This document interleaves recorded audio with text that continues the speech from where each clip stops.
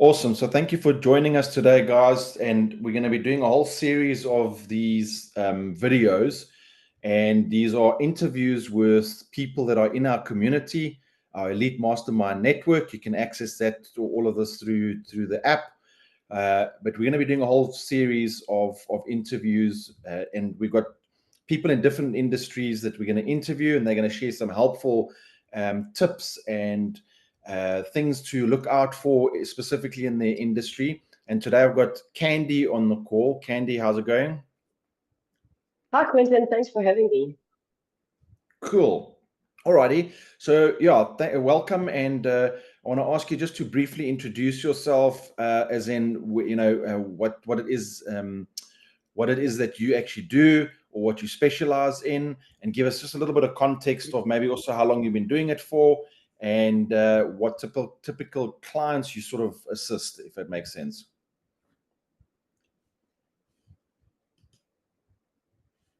Perfect. Thanks very much. Cool. So my name is Kandi, and I own Lifestyle Photography. I'm based in Joburg, but I work with clients all over the country as well as internationally.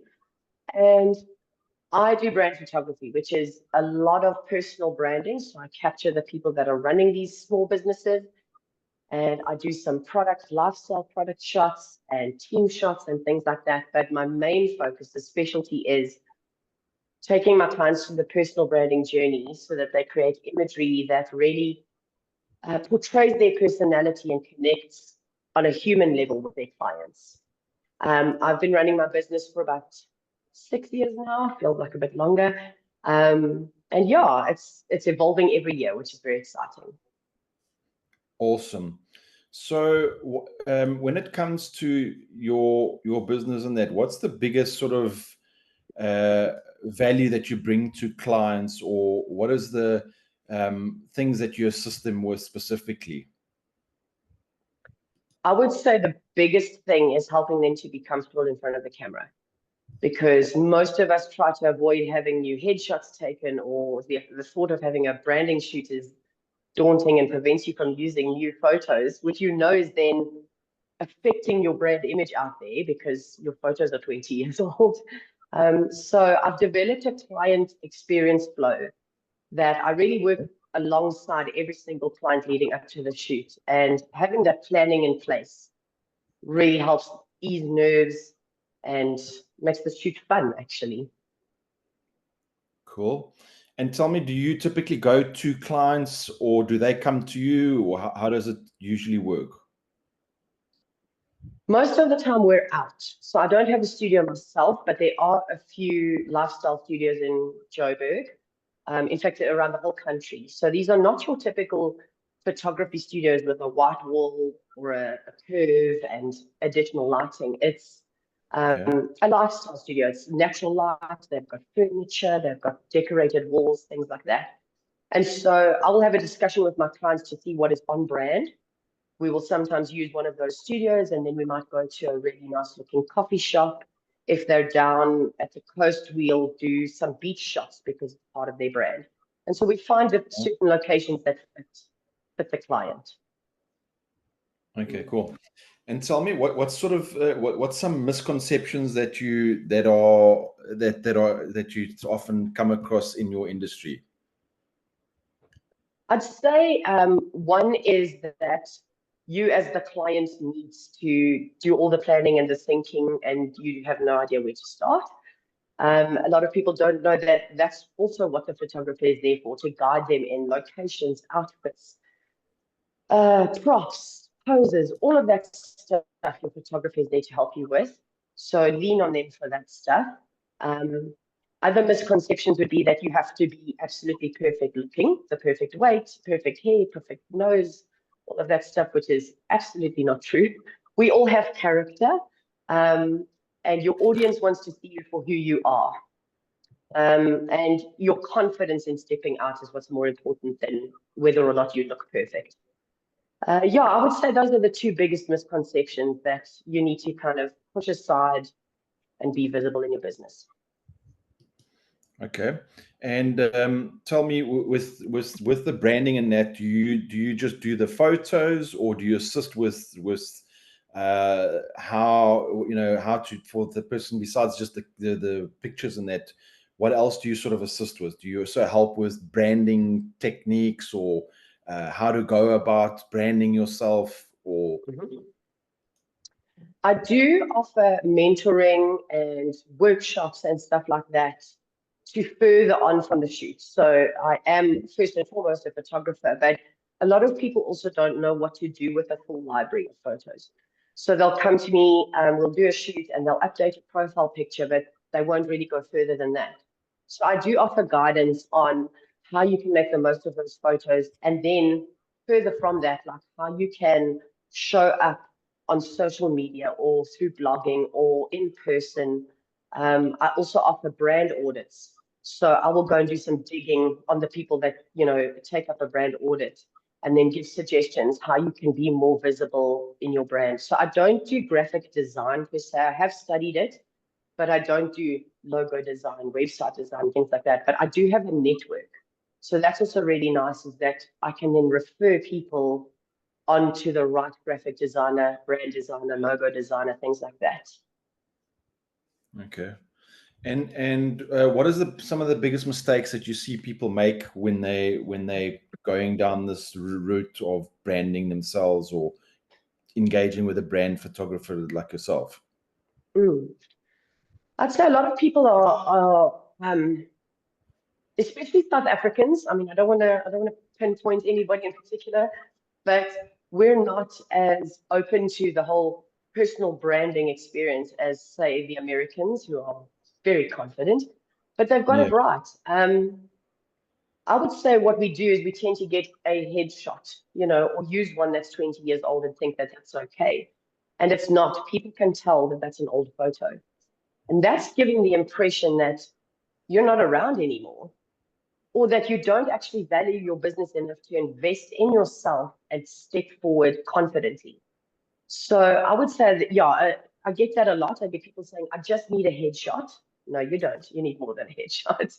Um, Okay. and Explain also that. that this, yeah, Explain that explain a it. little bit in detail when you Yeah. say that. So a lot of people are thinking, I just need to update my LinkedIn profile or Facebook or Instagram, whatever it is. But you need content.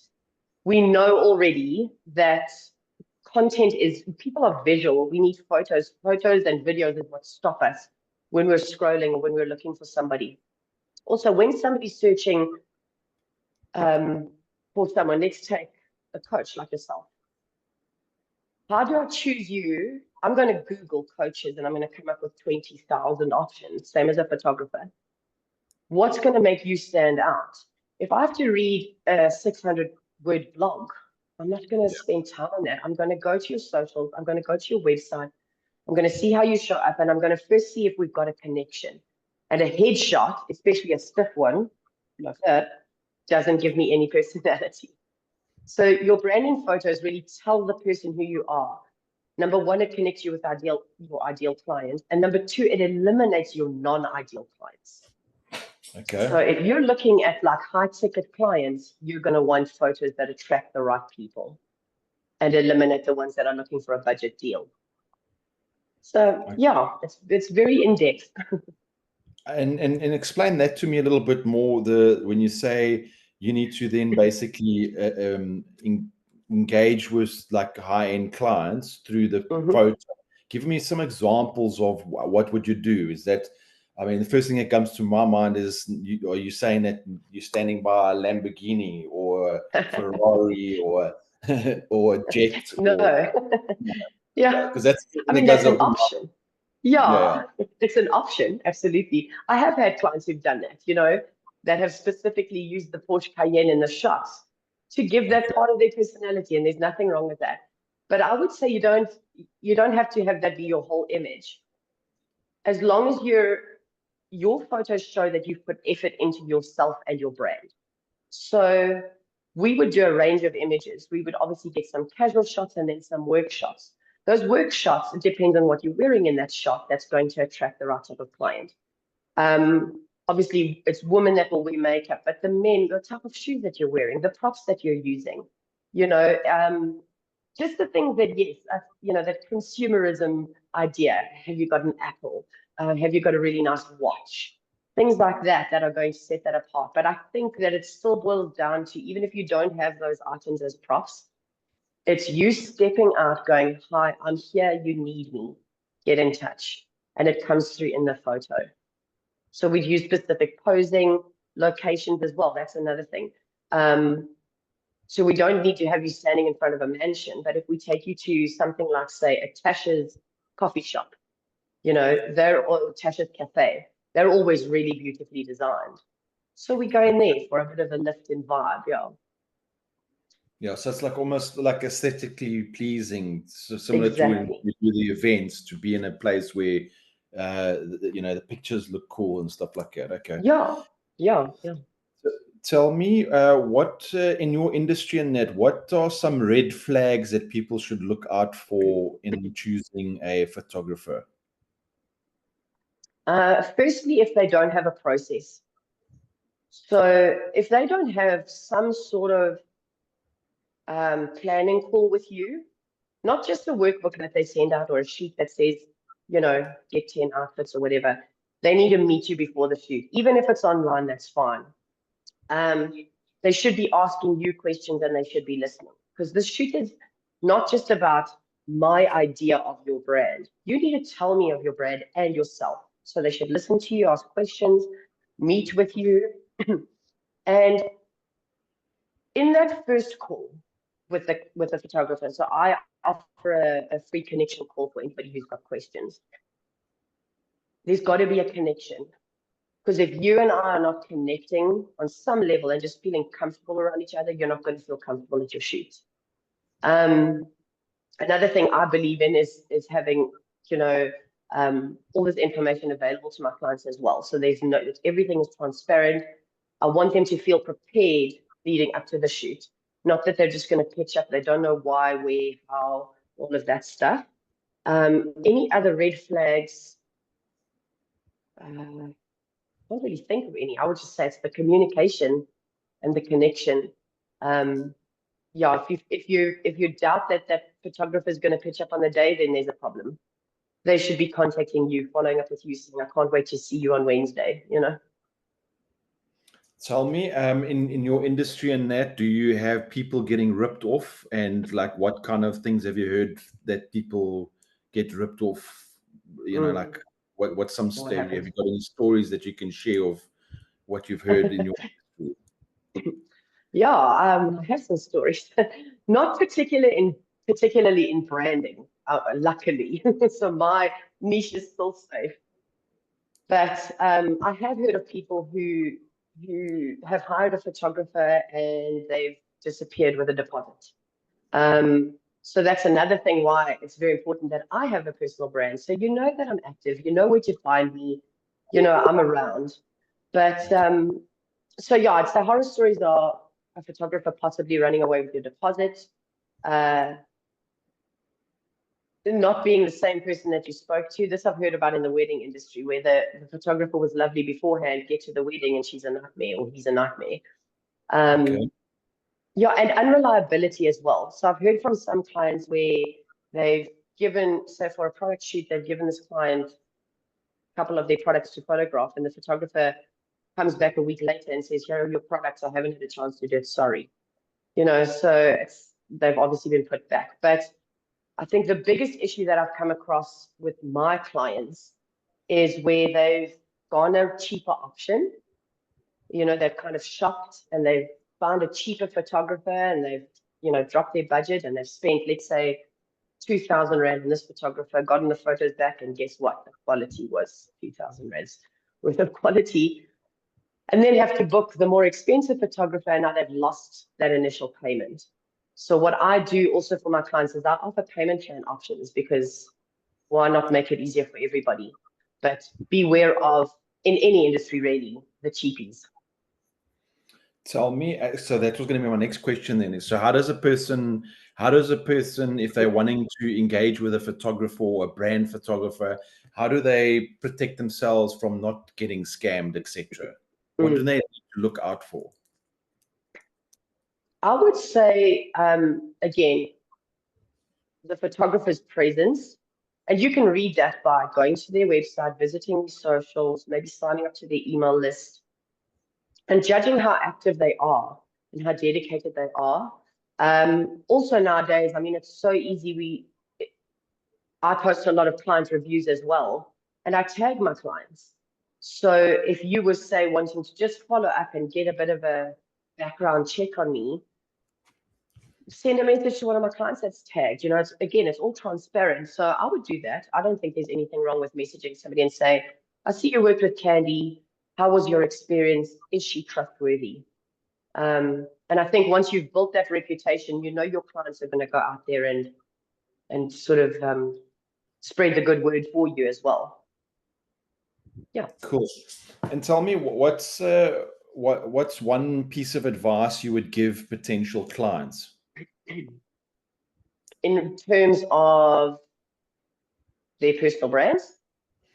Yeah, we can answer it like that, or also just like, what advice would you give? Yeah, give them. I mean, leave it to you. You answer it how you want to answer it. Yeah. So, what advice would you give them? Okay. I would say to anybody, so my clients are generally small business owners. Okay. I would say to small business owners that don't wait before you start to be visible. So something like a brand shoot is an investment in your business, and depending on where you are, you might or might not have that budget. Like I said, have a look at payment plans options as well. You know, that's always great. But let's say you're not able to commit to a personal branding shoot at the moment. Don't let that stop you from being visible. Use your cell phone, take some selfies, get some friends to take some for you, and just get out there. Do short videos, things like that. Don't wait 4, 6, 8 months down the line until you've done a branding shoot before you start talking about your business, because you're going to keep waiting. So get visible. That's my biggest piece of advice. All right, cool. Awesome. Thanks for that. And so, yeah, we appreciate the information and that. For somebody that's watching, you can also get hold of Kandi. What we're going to be doing this, you're probably going to be watching this on YouTube. So underneath in the about section, we'll put Kandi's details. You can then reach out to Kandi directly. And yeah, Kandi, is there anything, one last thing you want to share with the community or anybody that's looking at engaging with you? Yeah, thanks. I'm going to be girly about it, and I'm going to share my word for the year, which is intention. I think we all need a bit of a boost this year. So whatever you do, do it with intention. It leads back to the brand shoots. This is what makes a personal branding shoot different from any other, is that we intentionally create a personal brand for you. And yeah, just go out there, be visible, put yourself out, let people know who you are.